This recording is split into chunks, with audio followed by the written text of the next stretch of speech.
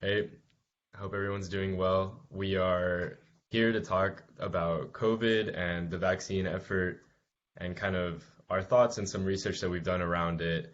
And I thought it'd be a nice place to start if we all go around and introduce ourselves. I can start. My name is Carlo Casas and I'm a computer science student at Georgia Tech. My name's Eesha Parashar, and I'm an industrial engineering major at Georgia Tech.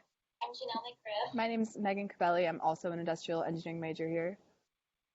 And my name is Nathan Ho, and I'm a computer science major.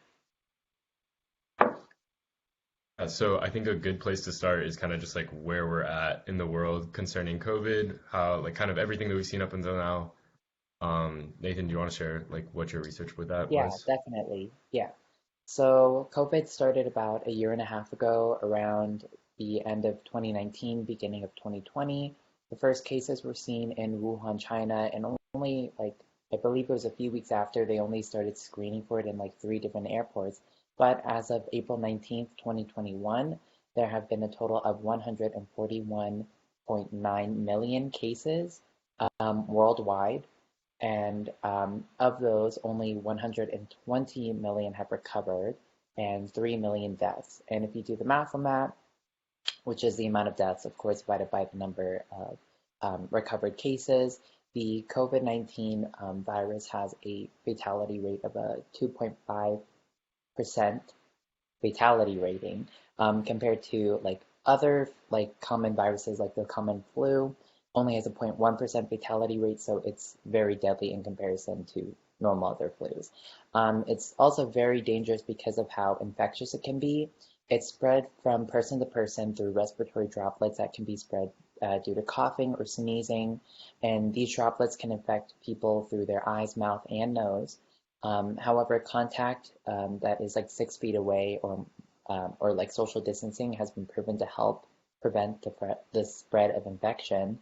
But you still need to be careful because the virus can linger in the air for minutes to even hours, and it can also stay on surfaces from 2 to 7 days, depending on like the type of surface it's staying on. So yeah. Yeah, so definitely the best way to make sure that you're protected against COVID is to get vaccinated. And so to get a little bit more specific about the vaccines, in the United States, there are three main vaccines. I want to talk about the first two, the Pfizer and the Moderna vaccines, and these two are pretty similar. They both require two doses, and they're both shown to be around 90% effective at protecting against COVID-19. Both of these vaccines use mRNA technology, and this mRNA technology is special because it provides your body with instructions on how to make a protein that's specific to COVID-19. So then later in the future, if you're ever exposed to the virus, then your immune system will already have that information stored on how to respond.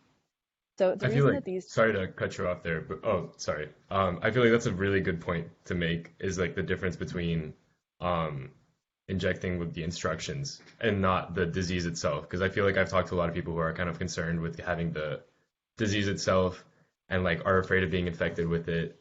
But yeah, I just wanted to, make that distinction between the two. But sorry, keep going. Yeah, definitely. So both of these, the Pfizer and the Moderna ones, come in two doses, but the other vaccine is the Johnson & Johnson vaccine, and this one only comes in one dose. And like Carla was saying, this vaccine uses a disabled virus to deliver the instructions, but it's really important to remember that there is no way for it to replicate in your body, and it's not possible to get a viral infection from this.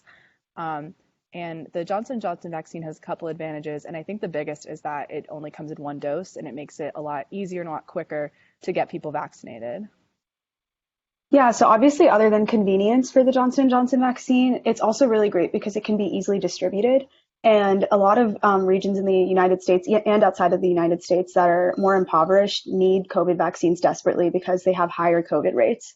And so the distribution of COVID vaccines are very important to those places. And so one dose is obviously easier to distribute to those regions than the two-dose vaccine. So Johnson & Johnson is great for that purpose as well. This is why I also think that the blood clot fears that have currently surfaced are kind of blown out of proportion. Yeah. Yeah, I think that's another fear that's important still to kind of address and talk about because I know as of now the Johnson and Johnson vaccine has kind of been slowed down, if not like stopped in most places because of these blood clots. But I think it's important to like kind of get the information out there that it's only been 6 cases um, for about like 6.8 million doses, I want to say, up until now, which is really, truly so minuscule. I mean, it's a 1 in a million chance of doing anything. And I think the benefits are really much bigger than the risk of getting the blood clots. So the odds of, anything negative happening are really, really slim. Yeah, exactly. So as Carla mentioned, they're really small. But then on top of that, me and my whole family, as well as my roommate and her whole family, have gotten vaccinated with the Johnson & Johnson COVID vaccine. And we got it around a month ago, and none of us have experienced anything relating to blood clot symptoms or anything. And I would say the only negative would be like we had some side effects right after, but we're completely fine now. And it was something that went on for like 2 days. It was just like a little bit of fatigue and some nausea on the first day.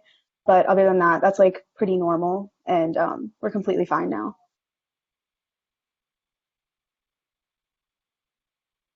Yeah, that's really cool. I also got the vaccine. I didn't get Moderna, or sorry, I didn't get Johnson and Johnson or Moderna. I got Pfizer. I got my first dose 2 weeks ago, and I'm due for my next dose next week. After I got my first shot, I didn't really feel anything, like maybe a headache afterwards, but I waited for a couple hours before I took Tylenol because I read something about that. But other than that, I didn't like have any fevers or anything, but I have heard that the second dose is worse. But yeah. Yeah, I got Pfizer too, and I got my second dose a few weeks ago. And I heard I was like really scared. I really was like everybody was telling me that I was gonna be out for a couple of days. I was gonna be sick, but other than like a sore arm, I was honestly totally fine. And well, I did have like chills that night, but overall very, very mild.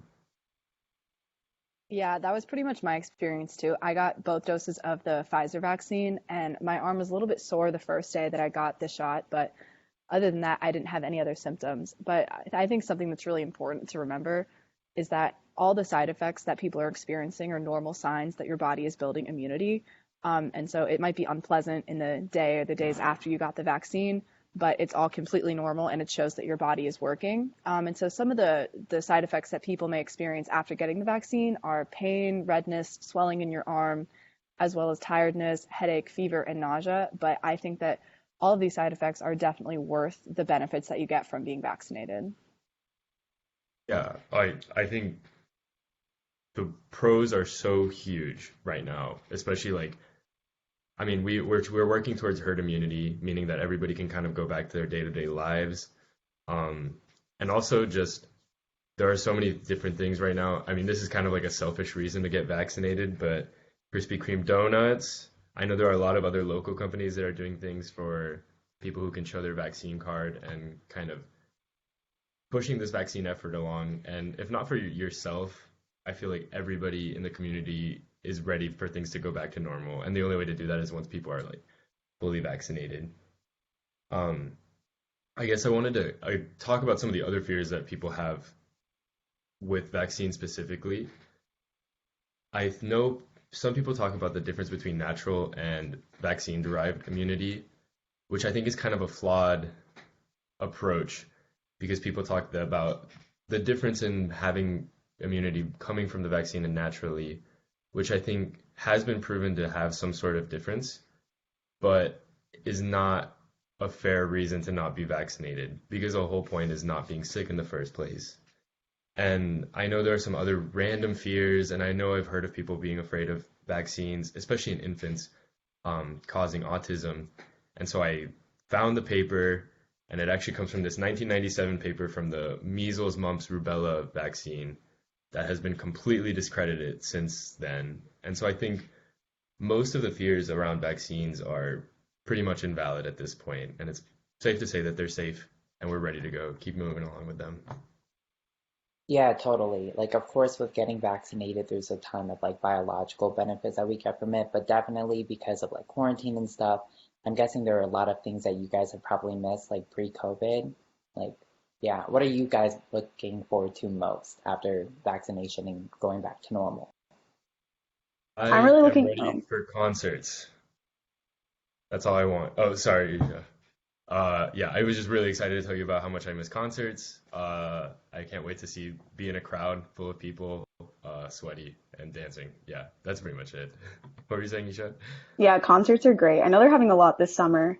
I'm really excited to see my family in India because we haven't gotten to see them in a while. And a lot of them, some of them gotten married, big, big events, you know. So I'm excited to see them. How about you, Nathan?